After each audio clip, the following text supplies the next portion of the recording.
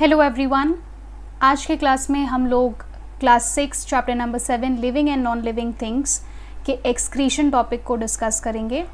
Excretion living things का ही एक characteristic है। अभी तक हम लोगों ने कई कैरेक्टरिस्टिक्स पढ़ लिया है, जैसे कि हम लोगों ने सेल्यूलर ऑर्गेनाइजेशन पढ़ा था, ग्रोथ पढ़ चुके हैं हम लोग, देन हम लोगों ने रेस्पिरेशन पढ़ लिया है, न्यूट्रिशन पढ़ लिया है।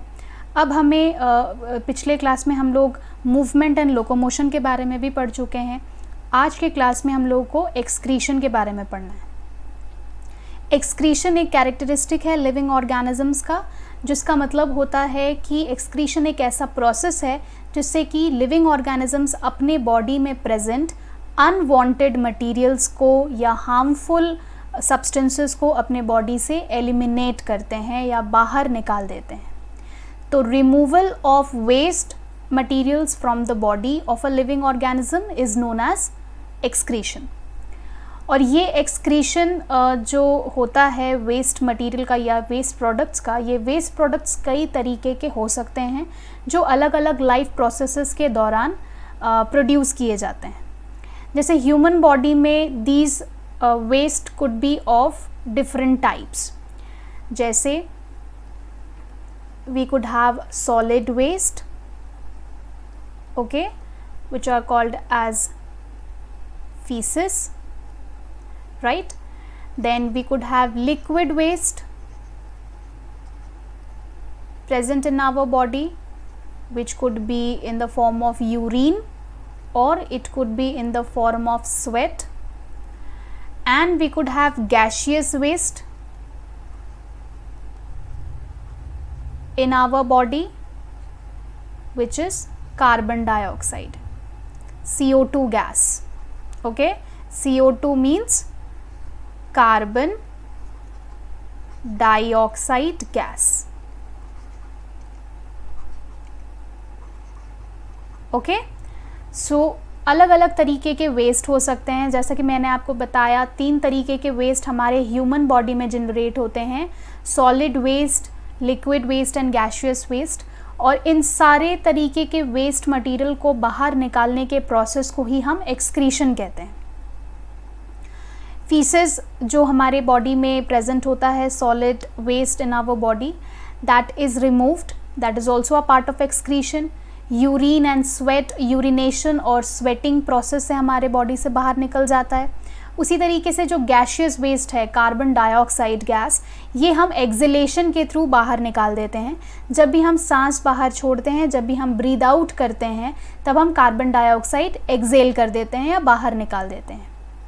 तो ये तो ह्यूमन बीइंग का तरीका है एक्सक्रीशन करने का, या जनरली जितने भी एनिमल्स हैं ये सब उनका तरीका है एक्सक्रीशन करने का। और ज़्यादातर सारे एनिमल्स में ये जो solid waste, liquid waste and gaseous waste है, ये सब कॉमनली प्रोड्यूस होते हैं अलग अलग तरीके के लाइफ प्रोसेसेस के दौरान।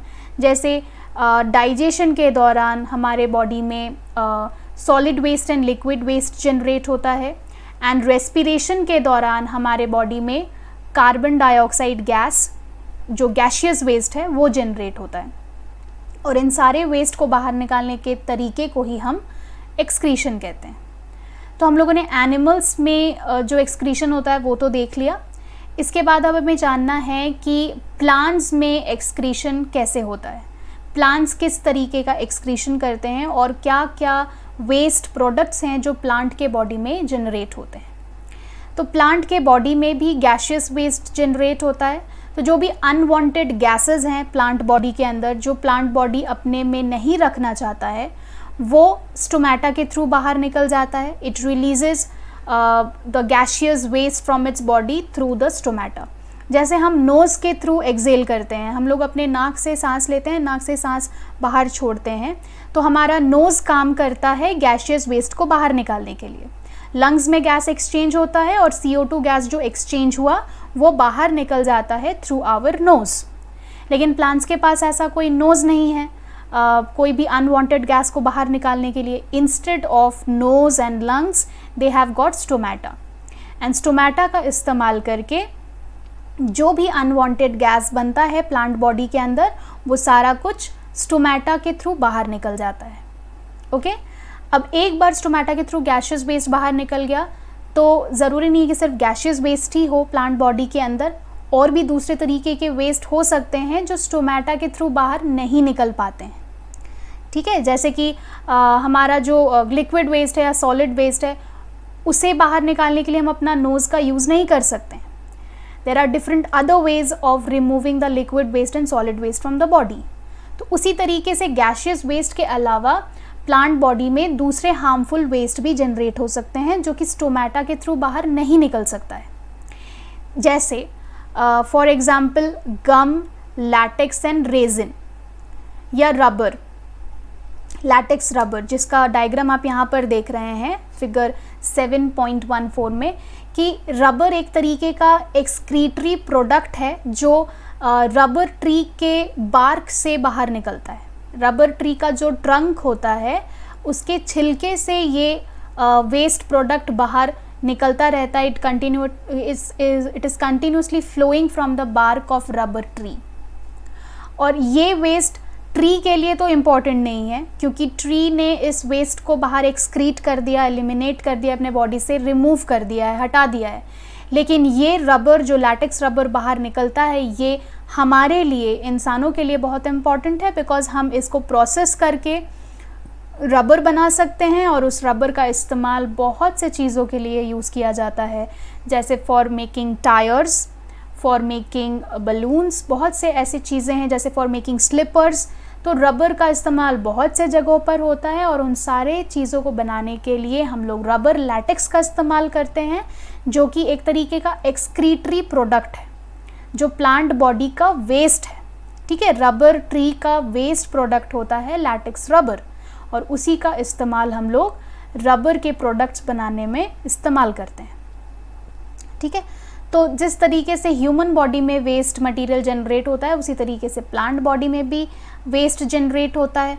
और इन सारे वेस्ट मटेरियल को, जैसे कि ये मैंने बताया गम या लैटेक्स या रेजिन, जैसे कि आपके बुक में है, ये सब वेस्ट प्रोडक्ट्स को हम सिक्रीशंस कहते हैं। सिक्रीशंस मतलब लिक्विड और semi liquid material coming out of the body as a waste, तो उसको हम सिक्रीशन बोलेंगे। तो सिक्रीशन मतलब रिमूवल ऑफ और eliminating any kind of liquid. तो कोई भी तरीके के लिक्विड को बाहर निकालना या लिक्विड का प्रोडक्शन करना, उसको हम सिक्रीशन कहते हैं, ठीक है। तो गम, लैटेक्स, रेजिन या रबर लैटेक्स, जो भी आप बोल रहे हैं, वो सारा कुछ क्या है, सिक्रीशन है, ठीक है। और ऐसा सिक्रीशन है जो प्लांट बॉडी को बिल्कुल ज़रूरत नहीं है, इसलिए वो अपने बॉडी से उसको बाहर निकाल देता है। लेकिन वही एक्सक्रीटरी प्रोडक्ट फिर हम इस्तेमाल कर सकते हैं फॉर प्रोसेसिंग इट फर्दर, और उसको प्रोसेस करके हम लोग उसका रबर का बहुत सारा सब्सटेंसेस बना सकते हैं, ओके। नॉन लिविंग थिंग्स क्या एक्सक्रीशन शो कर पाते हैं? नहीं, इसीलिए लिखा हुआ है कि नॉन लिविंग थिंग्स कभी भी एक्सक्रीशन नहीं कर सकते हैं। नॉन लिविंग थिंग्स को एक्सक्रीशन करने की ज़रूरत नहीं होती है, उनके बॉडी में कोई भी वेस्ट जनरेट नहीं होता है। नेक्स्ट टॉपिक है रिस्पॉन्स टू स्टिमुलाई, जिसका सिंगुलर वर्जन है स्टिम्युलस। तो प्लूरल वर्ड अगर इसका कहा जाए कि प्लूरल वर्जन क्या है, तो प्लूरल वर्जन होता है stimuli, okay, we call it as stimuli. And जो सिंगुलर वर्जन है वो होता है स्टिम्युलस, ठीक है। तो हमेशा लिविंग थिंग्स स्टिमुलाई या स्टिम्युलस की तरफ रिस्पॉन्ड करते हैं। इसको समझने के लिए आपके बुक में जैसे समझाया गया है, सपोज़ कोई भी एक ह्यूमन बीइंग है and that human being is accidentally touching a hot object, ठीक है। कोई भी एक गर्म चीज़ है, मान लेते हैं सामने एक कैंडल है या कुछ भी ऐसा कोई गर्म सामान है, या कुछ भी कोई हॉट यूटेंसिल है, कोई गर्म किया हुआ बर्तन है, और उस हॉट ऑब्जेक्ट को एक इंसान गलती से टच कर लेता है, एक्सीडेंटली अचानक टच कर लेता है। तो अगर वो उस गर्म चीज़ को टच करेगा, it is going to that person is instantly going to feel hotness on the layer of the skin. जो स्किन का पार्ट या जो स्किन का पोर्शन उस गर्म ऑब्जेक्ट के कांटेक्ट में आया है उसको उस एरिया में हॉटनेस महसूस होगा, और ज़्यादा देर तक अगर वो अपने हाथ को वहीं पर रखता है तो हो सकता है उसका हाथ जल भी सकता है. For prolonged exposure to that hot object the fingers और the skin area in that which is affected from that hot object can get burnt. तो हमारा इंस्टेंट रिस्पॉन्स यही होता है जब भी हम किसी गर्म चीज़ को छूते हैं तो हम अपने हाथ को तुरंत वापस ले आते हैं. We instantly withdraw our hands, है ना, हम अपने हाथ को तुरंत पीछे खींच लेते हैं. हम उस हॉट ऑब्जेक्ट को, ऐसा नहीं है that we are continuously holding it without feeling anything. तो हमें ज़रूर एक हॉटनेस महसूस होता है, एक बर्निंग सेंसेशन महसूस होता है, और उसको हम बर्दाश्त नहीं कर पाते हैं. एंड इंस्टेंटली हमारा रिस्पॉन्स यही होता है कि हम अपने हाथ को पीछे हटा लेते हैं in order to protect our skin, in order to protect our body. क्योंकि हमारा जो सबसे पहला रिस्पॉन्स होता है किसी भी तरीके के डेंजर को देखकर या किसी भी तरीके के सिचुएशन को देखकर, वो होता है खुद के बॉडी का प्रोटेक्शन. ठीक है, कभी भी अगर हमारा बॉडी कहीं पर भी डेंजर फील करता है या कहीं पर भी डेंजर उसको लगता है कि इस चीज़ से चोट लग सकती है या इस चीज़ से हम जल सकते हैं, कोई बर्निंग सेंसेशन महसूस होता है, तो हमारा सबसे पहला रिस्पॉन्स यही होता है that we try to protect our own body. और ये सिर्फ ह्यूमन बींग्स के साथ नहीं है, ये हर एक ऑर्गेनिज्म के साथ ऐसा है that each and every living organism wants to protect their own body. अगर उनके आसपास कुछ भी तरीके का कोई हार्मफुल चेंज हो रहा है, कोई डेंजरस अनडिज़ायरेबल चेंज हो रहा है, तो उस अनडिज़ायरेबल चेंज के रिस्पेक्ट में वो खुद को बचाना चाहता है. ठीक है, और ख़ुद को प्रोटेक्ट करने के चलते वो एक तरीके का रिस्पॉन्स शो करता है जिसको हम कहते हैं रिस्पॉन्स टू स्टिम्युलाई. राइट, तो अब यहाँ पर दो वर्ड आएगा, जैसे कि यहाँ पर दो वर्ड आप यहाँ पर देख सकते हैं, आपके बुक में लिखा हुआ है. पहला तो स्टिम्युलस लिखा हुआ है, राइट, पहला स्टिम्युलस वर्ड लिखा हुआ है, दूसरा वर्ड है रिस्पॉन्स. स्टिम्युलस को हम लोग कॉज भी कह सकते हैं, कारण भी कह सकते हैं, और रिस्पॉन्स को हम इफेक्ट भी कह सकते हैं. जैसे कि अभी जो हम लोगों ने एग्जाम्पल देखा था, उस एग्जाम्पल में जो हॉट ऑब्जेक्ट है वो स्टिम्युलस है, वो कारण है उस चेंज का. जो भी चेंज हो रहा है, जिस चेंज के वजह से हम लोग रिस्पॉन्ड करते हैं, हम लोग अपना हाथ पीछे लेते हैं. हम अपना हाथ पीछे क्यों ले रहे हैं, हम अपना हाथ पीछे क्यों खींच रहे हैं? Why the person is withdrawing his hand backward. क्यों वो उस हॉट ऑब्जेक्ट को नहीं टच करना चाहता है? क्योंकि वो हॉट ऑब्जेक्ट एक्चुअली हॉट है and that is going to burn the person's hand. So that hot object becomes the stimulus और दैट बिकम्स द कॉज. मतलब वो कारण है उस चेंज का, जिस चेंज के वजह से हम लोग रिस्पॉन्स कर रहे हैं, वो हॉट ऑब्जेक्ट उसका कारण बन जाता है. ठीक है, तो जो भी उस चेंज का कारण है, उस कॉज को हम क्या कहेंगे? स्टिम्युलस कहेंगे. एंड स्टिम्युलस सिंगुलर है, स्टिम्युलाई प्लूरल है. ओके, और जो इमीडिएट रिएक्शन हम लोग देते हैं, जो तुरंत एक हम अपना हाथ पीछे विड्रॉ कर रहे हैं, so withdrawing our hands in order to adjust ourselves according to that burning sensation. उस बर्निंग सेंसेशन से खुद को बचाने के लिए जो हम अपना हाथ पीछे खींचते हैं, इस रिएक्शन को, इस रिस्पॉन्स को हम क्या कहेंगे? रिस्पॉन्स टूवर्ड्स द स्टिम्युलाई, या फिर रिस्पॉन्स. सिंपली हम उसको रिस्पॉन्स कह सकते हैं या इफेक्ट कह सकते हैं, कि उस कॉज के लिए हम एक इफेक्ट शो कर रहे हैं. एक चेंज हुआ, किसी कारण के वजह से चेंज हुआ, उस कारण के वजह से हम पे क्या असर होता है, क्या इफेक्ट होता है, वही रिस्पॉन्स कहलाता है. ठीक है, तो कारण क्या है चेंज का? कारण ये है कि हमने एक हॉट ऑब्जेक्ट वहाँ पर रखा है, वो हॉट ऑब्जेक्ट बहुत गर्म है जिससे कि हम जल सकते हैं. That is the cause, that is the stimulus. अपना हाथ पीछे खींचना खुद को बचाने के लिए, वो हमारा रिस्पॉन्स है, हमारा इमीडिएट रिएक्शन है.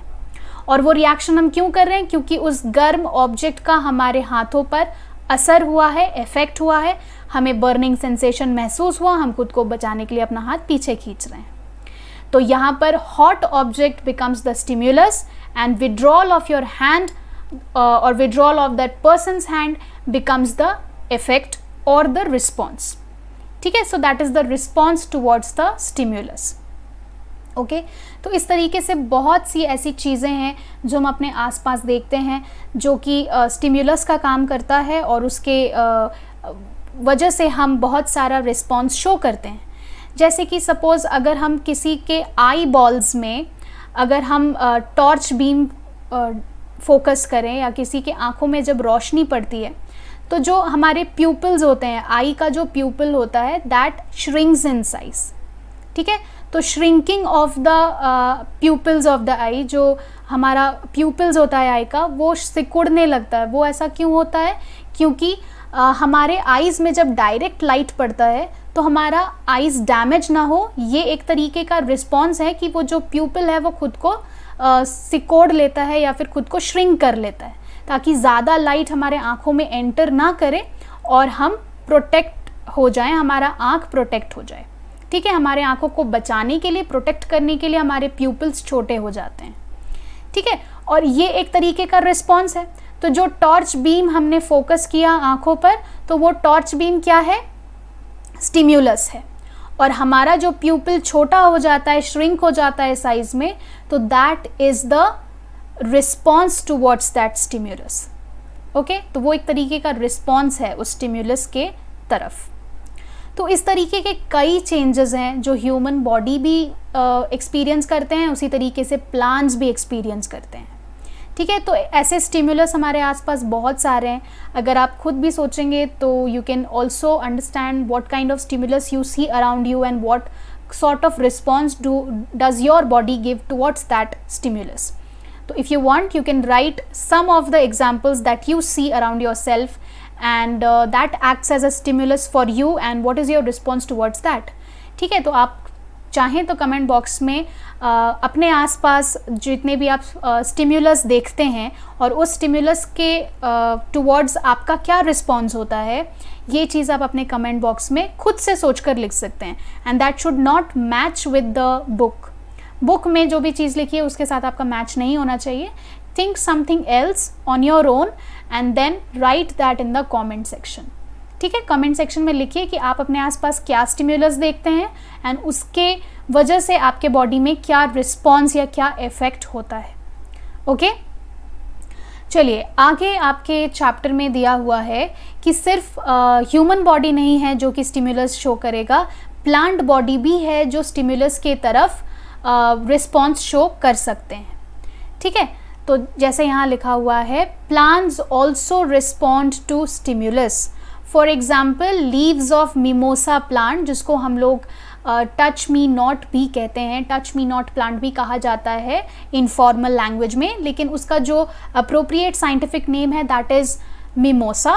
And mimosa plant is something I hope you have already seen it, आपने कहीं ना कहीं उसको देखा होगा, दैट एक ऐसा ये प्लांट होता है जिसको if you touch a little bit it starts to droop. वो अपने सारे लीव्स को छुपाना शुरू कर देता है और ख़ुद को श्रिंक करने लगता है साइज़ में, राइट। और इसके वजह से ये एक तरीके का क्या है, ये एक तरीके का रिस्पॉन्स है। आपने लीव्स को टच किया, that touch on the leave is a kind of stimulus. Okay, and drooping of the mimosa plant, drooping of the leaves का सिकुड़ जाना, श्रिंक हो जाना, बंद हो जाना, क्लोज हो जाना, वो क्या है? मिमोसा प्लांट का रिस्पॉन्स है। तो लीव्स को छूना वो एक तरीके का स्टिम्युलस है और लीव्स का सिकुड़ कर बंद हो जाना वो एक तरीके का रिस्पॉन्स है। ठीक है, तो touching of leaves is a kind of stimulus and closing of the leaves of mimosa plant is a kind of response towards that stimulus. ठीक है, इसके बाद बहुत सारे ऐसे भी एग्जाम्पल्स आप देखते होंगे, जैसे दूसरा एग्जाम्पल यहाँ पर हम देख रहे हैं, that plants grown in the shade or kept near the window tend to bend towards light.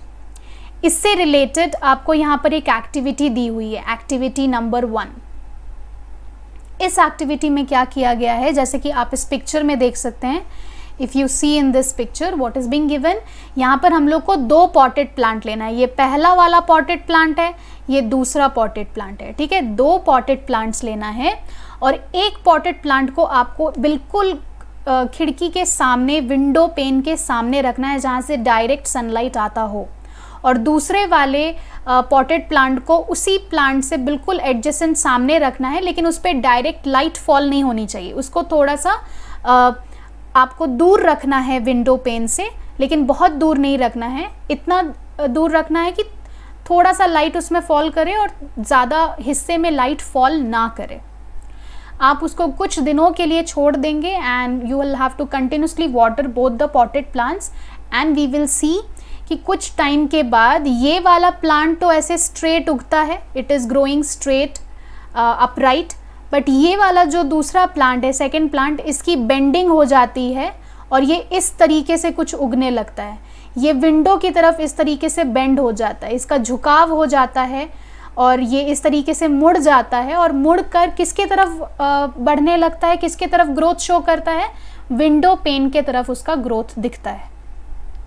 जिसका मतलब ये हुआ कि प्लांट्स हमेशा उस तरफ उगना चाहते हैं जहां उन्हें ज़्यादा सनलाइट मिलता हो।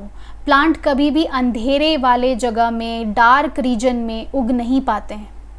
उनको उगने के लिए, उनको ग्रो करने के लिए हमेशा लाइट का या सनलाइट का बेसिकली ज़रूरत पड़ता है और उसी सनलाइट के तरफ वो हमेशा बढ़ना चाहते हैं। इसलिए यहाँ पर इस एक्टिविटी में आप देख रहे हैं कि फर्स्ट पॉटेड प्लांट तो अपराइट उग रहा है, सीधा उग रहा है, लेकिन जो दूसरा वाला पॉटेड प्लांट है वो बेंड हो जा रहा है विंडो के तरफ, मुड़ जा रहा है विंडो के तरफ। और रीज़न यही है कि उसके मुड़ने का कारण यही है कि वो लाइट के तरफ बढ़ना चाहता है, लाइट के तरफ ग्रोथ शो करना चाहता है।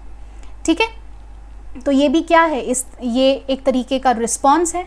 विंडो फ्रॉम द विंडो में जो लाइट प्रोड्यूस हुआ या जो लाइट अंदर आ रहा है, light coming from the window, that is acting like the stimulus and growth of the plant towards the window, that is a kind of response. ठीक है, मैंने यहाँ क्या बोला, मैंने यहाँ पे बोला कि सनलाइट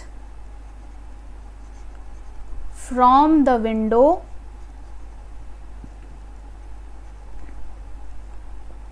is stimulus, मतलब ये कॉज है, कारण है उस चेंज का। ठीक है, और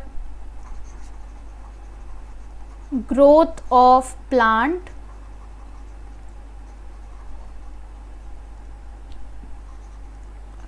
टुवर्ड्स विंडो, मतलब bending of plant towards light is response। Okay, जिसको हम इफेक्ट भी बोल सकते हैं, राइट।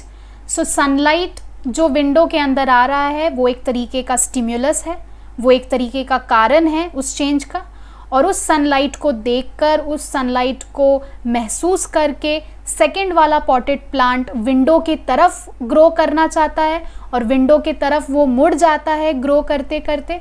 तो bending of plant towards this light coming from the window, that is a kind of response, वो एक तरीके का रिस्पॉन्स है या इफेक्ट है।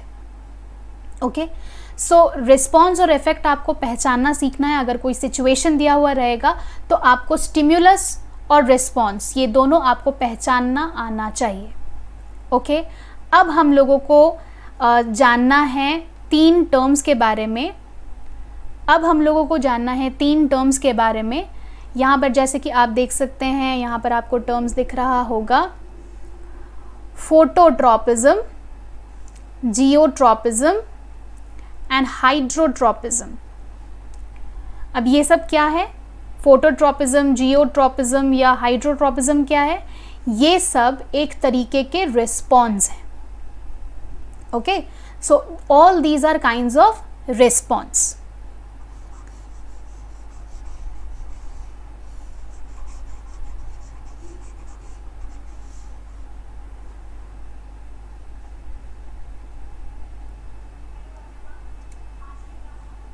One second.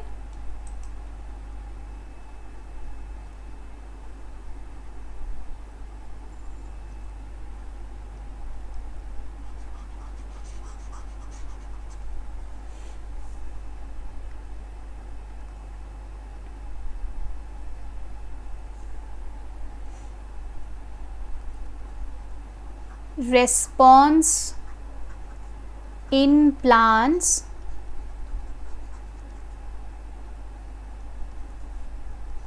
थ्री टाइप्स के हो सकते हैं. ओके, बेसिकली मेन 3 तरीके के हो सकते हैं. पहला फोटोट्रॉपिज्म, ओके, दूसरा जियोट्रॉपिज्म और तीसरा hydrotropism. Okay, so response in plants 3 तरीके के हो सकते हैं. प्लांट्स 3 तरीके से रिस्पॉन्स शो कर सकते हैं. मेन टाइप्स हैं ये. तो जैसे कि आप देख रहे हैं फोटोट्रॉपिज्म, जियोट्रॉपिज्म एंड हाइड्रोट्रॉपिज्म. इन तीनों वर्ड्स का हम लोग अभी मतलब समझेंगे. ठीक है, तो पहले वर्ड्स का लिटरल मीनिंग समझते हैं, उसके बाद फिर हम लोग उसके डेफिनेशन को समझेंगे. फोटोट्रॉपिज्म में फोटो का मतलब होता है लाइट एंड ट्रॉपिज्म का मतलब होता है मूवमेंट ड्यू टू ग्रोथ. और सिंपली आप इसको लिख सकते हैं ग्रोथ मूवमेंट. ग्रोथ के वजह से जो मूवमेंट होगा वो ग्रोथ मूवमेंट होगा या फिर ट्रॉपिज्म होगा. नेक्स्ट, जियो वर्ड का मतलब यहां पर है ग्राउंड, और you can say that as land, जमीन. ठीक है, एंड ट्रॉपिज्म अगेन वही मतलब होगा जैसे प्रीवियसली मैंने लिखा है, growth movement. All right, hydro word का मतलब होता है वाटर, एंड अगेन ट्रॉपिज्म का मतलब वही है ग्रोथ मूवमेंट.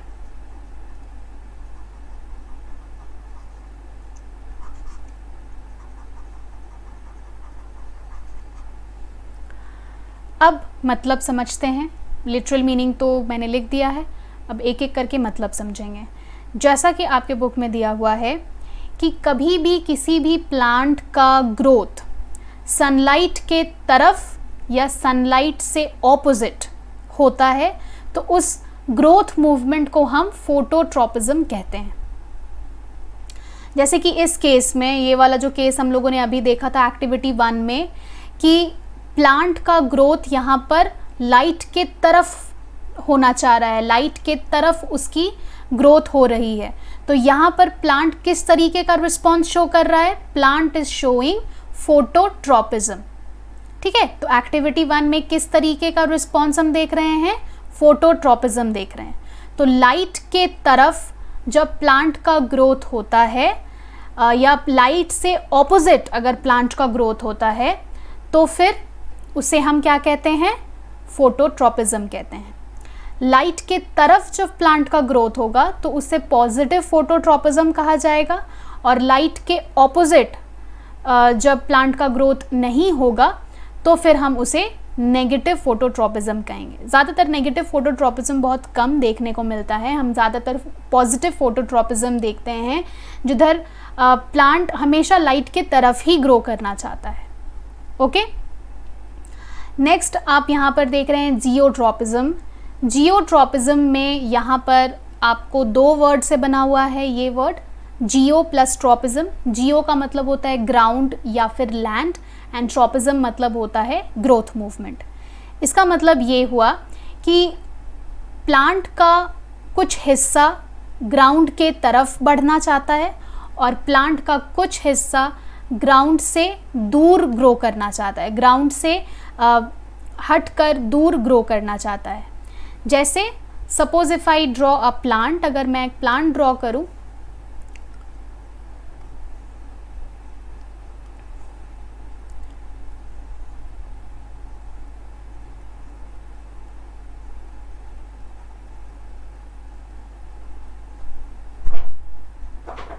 सपोज यहाँ पर एक प्लांट है, ओके, और इस प्लांट का शूट सिस्टम है और इस प्लांट का रूट सिस्टम भी है, राइट। इस प्लांट का शूट सिस्टम है और इस प्लांट का रूट सिस्टम भी है।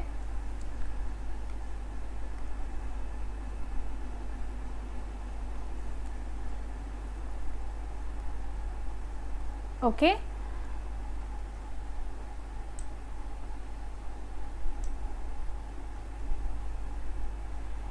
यहाँ पर ये वाला जो हिस्सा है,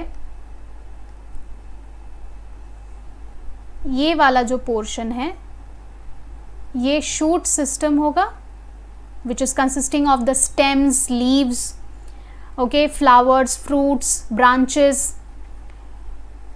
तो इन सारे पार्ट्स को ये कैरी करता है shoot system. And this portion which is below the ground, जो ज़मीन के नीचे है, उसको हम रूट सिस्टम कहते हैं। These things you already know. अब ये शूट सिस्टम ग्राउंड से दूर जाना चाहता है। This shoot system wants to grow upward, ठीक है। It wants to show upward growth, right, away from ground, upward growth, away from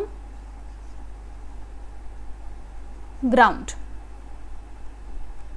ठीक है। so it wants to show upward growth away from ground। और root system का अगर हम देखें, जो ये जड़ है, रूट्स हैं, ये सब नीचे की तरफ ज़्यादा ग्रो करना चाहते हैं, डाउनवर्ड्स ग्रो करना चाहते हैं। तो this is showing a downward growth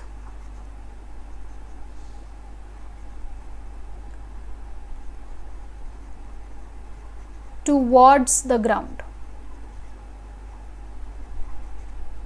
ठीक है। अब यहाँ पर अवे फ्रॉम ग्राउंड लिखा हुआ है और यहाँ पर टुवर्ड्स द ग्राउंड लिखा हुआ है। ये ग्राउंड के तरफ उगना चाहता है और ये ग्राउंड से दूर जाना चाहता है, ऊपर की तरफ जाना चाहता है, ऑपोजिट डायरेक्शन में इसका ग्रोथ होता है, ठीक है। तो यहाँ पर मुझे एक चीज़ एक्सप्लेन करनी है। बात यहाँ पर ये कि ये जो अवे फ्रॉम ग्राउंड और टुवर्ड्स द ग्राउंड की जो बात यहाँ लिखी हुई है, उसका मतलब यही है कि दोनों ही जियोट्रोपिज्म के टाइप्स हैं। ये वाला जो रिस्पॉन्स है, upward growth away from ground, ये भी जियोट्रोपिज्म है, ओके। ये जो upward growth away from ground, ये जो मैंने यहां पर लिखा है कि शूट सिस्टम का ऊपर की तरफ ग्रो करना, ये भी जियोट्रोपिज्म है। This is also geotropism,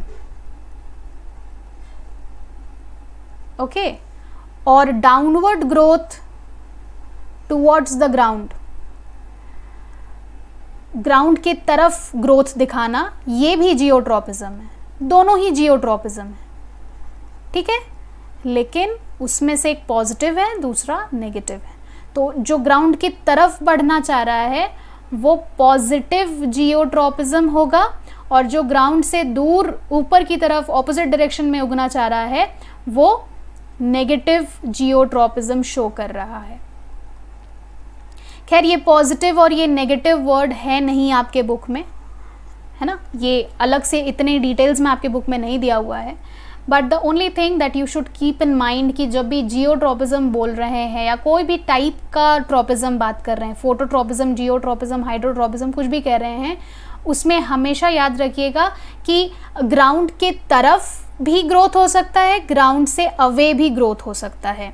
phototropism में लाइट के तरफ भी ग्रोथ हो सकता है, लाइट से दूर भी ग्रोथ हो सकता है।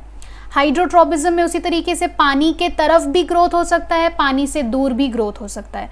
तो इन दोनों केसेस में हम लोग फोटोट्रोपिज्म कहेंगे, दोनों केसेस में जियोट्रोपिज्म कहेंगे, दोनों केसेस में हाइड्रोट्रोपिज्म कहेंगे, ठीक है। So growth towards the ground, away from ground, in both the cases it is geotropism. Growth towards the light, away from light, in both the cases it is phototropism. And growth towards water and away from water, in both the cases it is hydrotropism. ठीक है, क्या कहने की कोशिश कर रहे हैं? देखो इसको लिख देंगे तो I hope that will be clear to you. So plant growth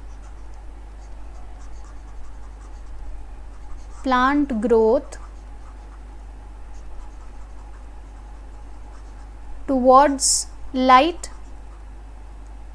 or away from light.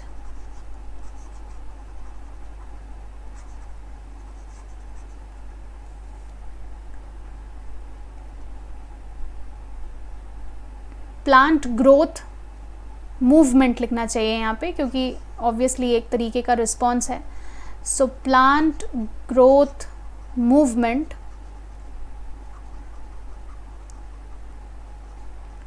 towards light or away from light, in both the cases, इन दोनों ही केसेस में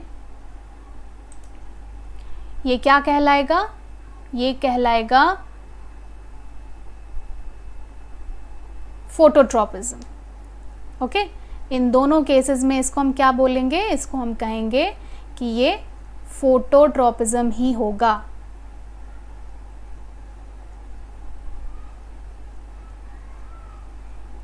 okay okay, so plant growth towards the light, away from light, दोनों cases में phototropism ही कहलाएगा. उसी तरीके से plant growth movement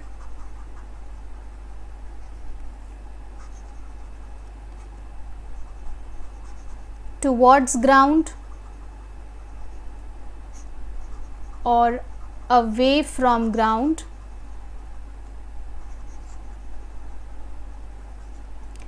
in दोनों ही cases में इसको हम क्या कहेंगे, जियोट्रॉपिज्म कहेंगे. ओके, उसी तरीके से थर्ड वाले के लिए भी हमें लिखना है that plant growth movement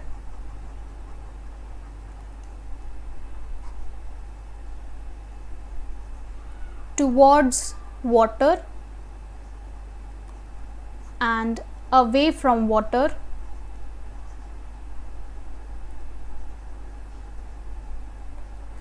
in both the cases it will be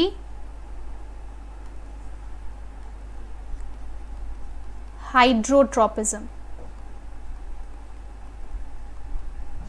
okay, so दोनों केसेस में ये हाइड्रोट्रॉपिज्म होगा. तो चाहे मूवमेंट उस कॉज के तरफ हो या उससे दूर हो, इन दोनों केसेस में ही हम लोग उसको या तो फोटोट्रॉपिज्म कहेंगे, जियोट्रॉपिज्म या हाइड्रोट्रॉपिज्म कहेंगे, depending upon what is our cause. क्या कॉज हमारा लाइट है, या कॉज हमारा ग्राउंड है, या कॉज हमारा वाटर है. तो इस कॉज को देखते हुए हम लोग क्या करने वाले हैं, हम लोग डिसाइड करेंगे what kind of response it will be, whether it will be photo, geo और hydro, that depends upon light, ground और वाटर. ठीक है, किसके तरफ ग्रोथ मूवमेंट है उस पर डिपेंड कर रहा है. ओके, किसके लिए ये रिस्पॉन्स है, लाइट के लिए रिस्पॉन्स है, ग्राउंड के लिए रिस्पॉन्स है, वाटर के लिए रिस्पॉन्स है, उस पर डिपेंड करेगा कि आपको फोटोट्रॉपिज्म लिखना है, जियोट्रॉपिज्म लिखना है या फिर हाइड्रोट्रॉपिज्म लिखना है.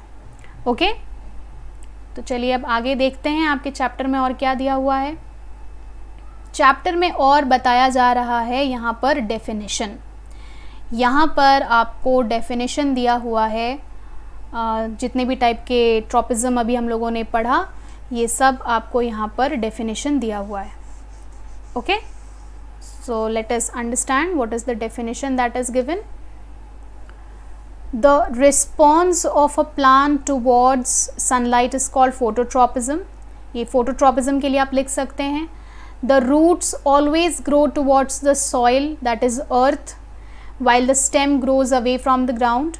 ठीक है, तो यहाँ तो ये आपका फोटोट्रॉपिज्म का ख़त्म हुआ. तो अब आपको जियोट्रॉपिज्म के बारे में समझाया जा रहा है कि जो रूट्स होता है वो हमेशा सॉइल के तरफ ग्रो करना चाहता है, एंड जो शूट सिस्टम है जिसमें स्टेम है वो हमेशा ग्राउंड से दूर ग्रो करना चाहता है.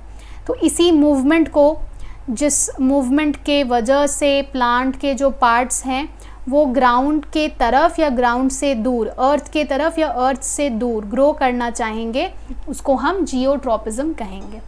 ठीक है, उसी तरीके से हाइड्रोट्रॉपिज्म के लिए भी यहाँ लिखा गया है कि hydrotropism is the response of a plant root to grow towards or away from water. पानी से दूर या पानी के तरफ जब भी प्लांट का रूट ग्रो करना चाहे उसको हम क्या कहेंगे, हाइड्रोट्रॉपिज्म कहेंगे। ठीक है, so this was all about stimulus and related to the kinds of response which is shown by plant bodies. So I hope आपको ये पूरा टॉपिक क्लियर हो गया होगा, समझ आ गया होगा। ओके, तो इसके आगे हमें चैप्टर में नेक्स्ट कैरेक्टरिस्टिक बताया गया है, that is reproduction. So I hope that I will be able to complete that by the next week. So reproduction है एंड लाइफ स्पैन है, ये दोनों कैरेक्टरिस्टिक हमारा बच जाता है। Reproduction and life span, these two characteristics are remaining. So today we completed with the two characteristic that we had. So in the next class we will start with a new characteristic, that is reproduction and lifespan. And finally हम लोग को plant and animal and living and non living में हम लोग differences देख लेंगे, and that is going to complete the chapter theoretically. उसके बाद फिर हम लोग questions discuss कर सकते हैं. Okay, so I hope you understood today's class. We will be meeting next week for the next class, right, at the same time. Till then you can take care of yourselves. Thank you everyone.